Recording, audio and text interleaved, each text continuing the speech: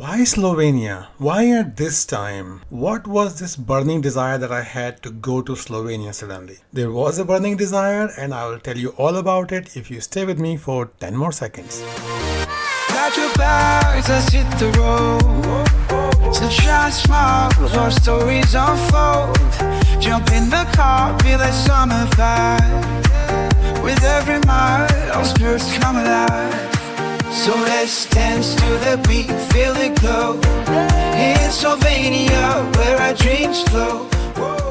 Hello, welcome to Sunny Escapades, and we are starting an exciting new journey this time, which is about my trip to Slovenia, and believe me, it is worth talking about. Let's start from the beginning. Why? Why did I actually want to go to Slovenia when I had never been there and didn't know much about it? This problem was a problem that I think only photographers can have. Every time I was going out, I live in North England, every time I was going out, I was seeing more trees turn color, so they were going from green to yellow or brown or reddish brown, different colors, and every time I thought, I want to take some great pictures of these fall colors, which I cannot take from here because I need to be in a place which has much better scenery, because I am just a normal industrial town in North England. So I asked my best friend ChatGPT, where can I go where I can take some good pictures of nature and also maybe use my drone as well to take some nice pictures, and it gave me a few options, somewhere in England, somewhere in Scotland. I was like, no, this is too close to home, I'm already here. And the one option that it gave me which I really liked was Slovenia, and I had never been to Slovenia, so it would increase my country count, which is always exciting for me, and I wanted to actually go someplace a little bit away but not too far away as well, because who wants to travel 8-9 hours in the plane, right? So Slovenia was absolutely perfect from that. I did some research and found that it has beautiful scenery, it has some gorgeous lakes, has lots of trees as well, so perfect for the autumn color photography, right? But now that I live in the north of England, for me there's an extra hassle to go out of the country because I have to first go to London, and much as I don't like London, I still have to go there because the airports are there, and two of my favorite airports are Gatwick or Heathrow, because of the flights you can get are much cheaper and better timing. So I planned it in a way that I could go for about 5-6 nights in Slovenia, and before that one night to travel from Doncaster to London, because the trains from Doncaster, they're really good but they don't run all night. So I had to take the last train out from this side and take the first flight out from that side, but still there was going to be a little bit of gap, so I would have to spend some time on the airport. But airports are my favorite places, so obviously, well, outside of the natural beauty places, but I could spend time on an airport, it's easy. So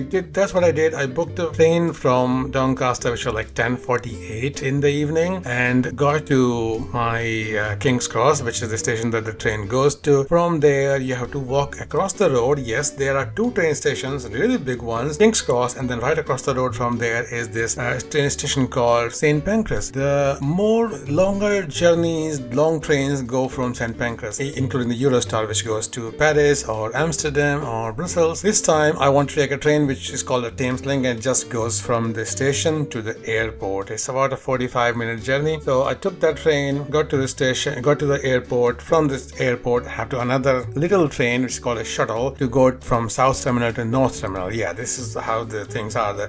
Everything takes you to South Terminal, but the flights actually go from the North Terminal. So that's a free shuttle, like 2-minute journey. And this time I did not mind any of that, because the more time I spend in this journey, I would not be spending sitting down somewhere on the airport. But anyway, I got there, and because I had already checked in to my flight from the app, I could just walk through airport security. And I have this theory that you always have to pack your suitcases, your bags 3 times. One time is for the airport security, second time is for the plane, for the flight, so that you have things that you need in the flight closer to you, and the third time is when you actually get there, and then when you go out to do some sightseeing, walking around. Once you understand that, life becomes much easier, because you don't pack a bag for yourself and then struggle with it at the security. You pack your bag first time for the security, which means that I know exactly where my laptop is, I know exactly which things I'm taking out, like the liquid, so they are in the front front pocket and everything like that. So this time I was taking 2 bags because I was taking my drone with me. So the drone is a big bag in itself, so I could not just travel with just a one under seat bag this time, which is okay. I had to pay extra for that, but that's alright, it was needed. But I had packed in a way that one bag did not have anything that had to come out. It was like a small trolley, like a cabin bag, but it did not have anything that had to come out at security. And the second one, which was on my back, the backpack, that had my laptop and my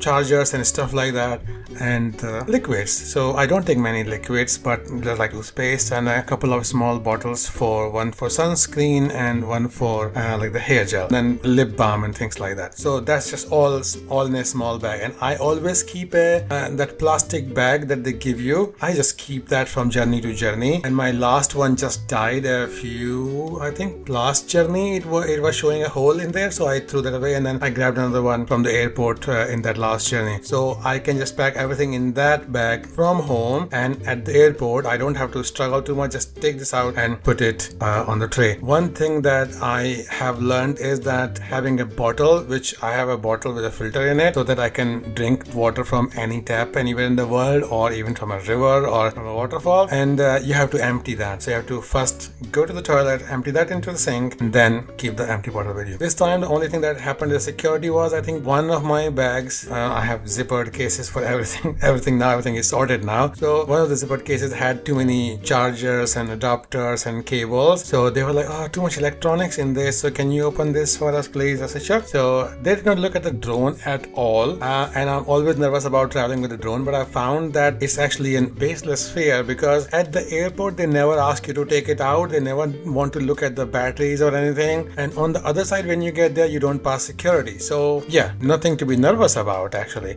So I should travel with my drone a bit more if I can, manage the whole thing about it. Also, you have to check, can you fly the drone in that country where you are going? And I had checked in Slovenia. You can. There are rules and regulations. So I have followed all of them already. My drone is registered with the ESA, the European Space Agency. Anyway, got to security, showed them the chargers and all that, and they were like, yeah, okay, fine. And then just walk through. And ultimately I found that after all of this, when I got to the airport, I had an extra 1.5 hours only, because it's an international flight. So I want to get there 2 hours early anyway. I had 1 hour extra on top of that. That's it. So I was like, okay, that's okay. Because this time I wanted to have good coverage for my vlog. So I had more cameras than I usually travel with. And I had a plan that I'm gonna cover the gaps that I leave for my vlog this time. So that extra time gave me a time to charge my devices a little bit, and also find food, find water, eat the food, relax a little bit, and all of that. So at Gatwick, there is a little water fountain way in the corner. When you get onto the concourse, just go to the right and just keep going to the right until you see the toilet. So it's beside the entrance to the toilet. So you can see the little fountain. You can fill your water bottle from there, and I have also changed from wanting to find a restaurant for food. Now I just look for a grocery store kind of place like WH Smith or Boots or something like that, where I can grab a sandwich and a juice, which is what I did this time as well. And then I just sat down, opened my phone to watch something on the phone, and then had my sandwich and relaxed, because there's no hurry. Ultimately, though there was a hurry, there was time to board the plane, because this time I had booked an extra cabin bag with EasyJet. There was like a package, so I got a speedy boarding as well. So I got to board first, and also I had booked the seat in front. This is something I tell you every single time. I don't like turbulence, and there's pretty much every time there's some turbulence. So I always book a seat which is front of the wings, because the wings are the place where there's more stability, center of gravity of the plane. So you will feel the least amount of turbulence there. If you are like me, you don't like turbulence, find a seat somewhere over the wings. But because I also want to take pictures, so I book my seats slightly ahead. So this one was like 9A, so it was a window seat just ahead of the wing, so I can see the wing from my left window a little bit, but also I have the view in front of me if I want that as well. So it gives me variety to take pictures. I want the wing in there to show that I'm in the air, that's there. I want to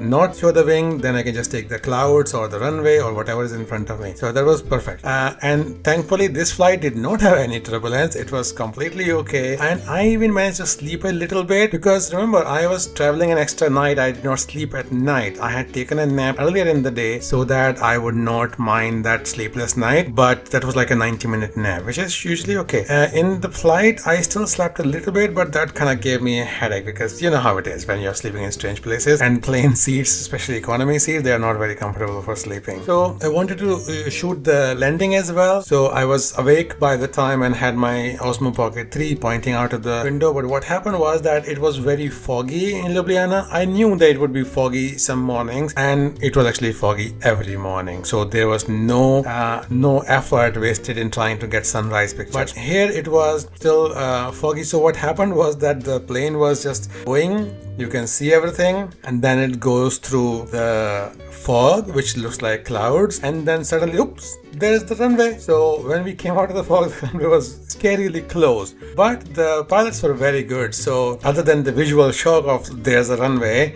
there was no jar. It was a smooth landing. I like that. So every time I get off the plane, when people are saying, "Oh, thank you, bye bye," I always tell them, "Yeah, that was a nice landing. Thank you." So, and I don't know it matters to them or not, or whether they are just patronizing me. I don't know. But if I do say that nice landing, that was a good landing, that was a smooth landing, or something like that, they also tell the pilots. So I don't know why it matters. But yeah, it's just one passenger. So this time also the steward actually called into the cockpit like, "Hey, Captain, nice landing." Like, okay, so fine. So, but for me, it's just like it's a principle. If you see somebody do something good, if you can say a nice word about it, why not? So that was the flight. So we landed in foggy Ljubljana. Ljubljana is such a nice, beautiful name. When I first saw it on the screen, I'm like, how do you say that? Oh, it's L-J-U. So I kind of got it because Europe, so the J is pronounced as yo, and because there's one right after L, so I kind of get like it would be Ljubljana. So people sometimes say Ljubljana. If they're in high, they might say Ljubljana as well, which is, I don't know whether it's okay or not, but people sometimes say that. I found that very nice, like you're rolling a marshmallow around your tongue. I found that very fascinating, and I just loved this name as soon as I saw it. Anyway, so we landed in the foggy Ljubljana, and that airport, it just blew my mind. I have seen so many airports now because I have been traveling for a long time. My first flight ever that I took was from New Delhi to US. A long flight, 2 flights, and that was way back in 2001. And since then I have traveled a lots of different countries and airports. I have never seen anything like this before. Okay, this was an international airport, and it was like a city airport. There was no crowd. I got out of the airport. If you have seen my vlog for Portugal, if you have not seen it, see it. It's something to watch because Portugal was such a beautiful country as well. So watch the Lisbon vlog and you will see how busy that airport was. Like it was hot just from so many bodies in that small building. But this airport was completely different. So there I was thinking like, oh, am I a celebrity? Have people come to receive me? I was just deluding myself basically. But here it was a complete opposite of that. There were no people, very few people. I've seen more people than a bus stop. So I was just going crazy with it. I had the camera on, thankfully, all the way through out of the custom as well, and I was just taking videos like, this is the airport, seriously, this is it. And yeah, when I came back also I tried to see like, is this a joke? Is this like a holiday? It was a holiday as well, by the way, but when I came back to, travel back to London, it was not a holiday, but still the airport was like that. Very few people, and they don't get too many flights there. But if you make that airport in India, doesn't matter if it has one flight, there will be like 10 times this many people on the airport, maybe 100 times actually. So I looked around and I spotted a cafe which was right on the way, so there was not much hard work in spotting that. And that cafe was a nice thing because it has a very good open air vibe, and also it had some vegetarian food as well. So I went to the counter, asked them, and there were some vegetarian options. So they said, oh yeah, just take a seat and we'll come, I'll send you somebody. So first thing I like, oh thank God people speak English here, because I had not learned much of Slovenian on before. So this is called Slovene or Slovenian. I learned maybe 4 or 5 words while I was there, but people spoke a good amount of English and good quality of English there, so I did not have much trouble. Very rarely I would find somebody who did not speak much English. This cafe was called Cafe Lolita, and it had some sandwiches and some other stuff that I could have, vegetarian stuff. So I talked to the waitress and ordered a caprese sandwich, which is like a nice sandwich with cheese, and I wanted to try a dessert as well. But what happened about the dessert, I recorded that there itself, so you can see this part.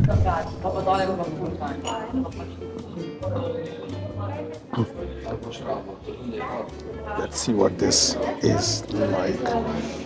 Gibanita. Okay. Some support to break this thing.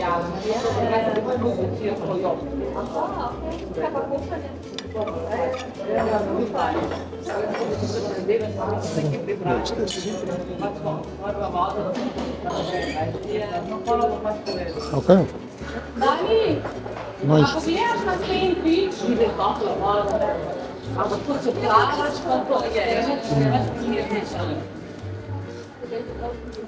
Trying to think what this reminds me of, but it is nice.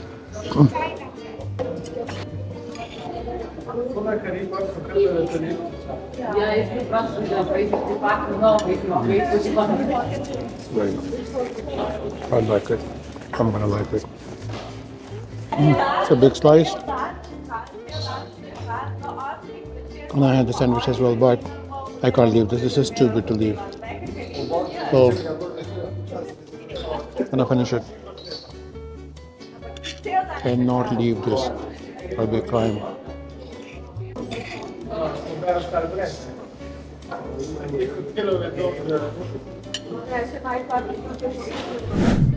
Okay, so I had this, and at that time I was calling it Gabanica. It's not Gibanica, it's Gibanica. So that's the dessert, and it was absolutely fantastic. The caprese sandwich, it was amazing as well. It looked really good. They had toasted it properly, and yeah, just my mouth waters just thinking about it. It was fantastic. But the problem was that with the sandwich and with the Gibanica, it was too much. That Gibanica is also a big portion. I don't know whether Slovenian people eat big portions or whether they share a lot, but I don't know. But usually I found that portions were quite big, expensive and big. Anyways, I really loved that, but I didn't want to leave that as well because it was just too good to leave. That would be a crime.